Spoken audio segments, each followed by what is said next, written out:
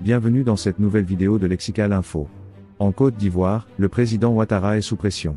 N'oubliez pas de vous abonner juste en bas de cette vidéo. À 82 ans, bientôt 83 ans l'année prochaine, le président ivoirien visiblement usé par 13 années de pouvoir fait désormais tout pour rassembler son monde autour de lui. Mais il s'aliène, du coup, la majorité des Ivoiriens qui lui reprochent de ne rien entreprendre pour lutter contre la cherté de la vie.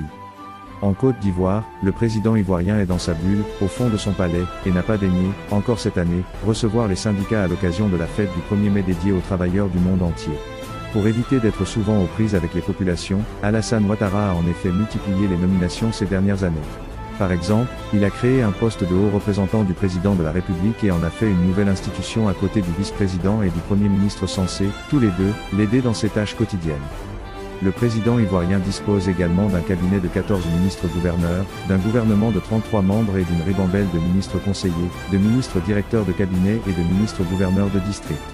Les nominations de ces derniers jours ont ainsi servi à cadoter des hommes de main punis autrefois pour des échecs électoraux comme l'ancien président du Sénat Jeannot Ahoussou-Kouadio, battu à 2 reprises chez lui aux élections sénatoriales et régionales, ou pour avoir voulu prendre ses distances avec le RHDP, le parti présidentiel comme c'est le cas de Toakeus Mabry.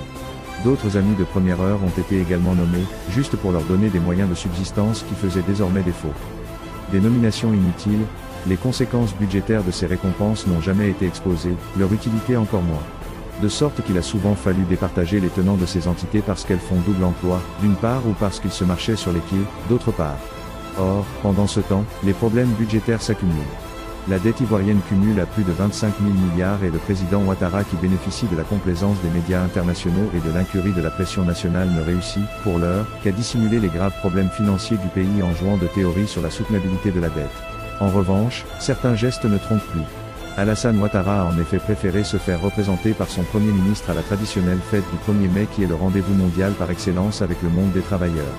Son collaborateur n'a guère été plus patient que lui puisqu'il s'est agacé de la tonalité des discours des syndicats de travailleurs qui ont tous dénoncé une perte de pouvoir d'achat en raison de la cherté de la vie.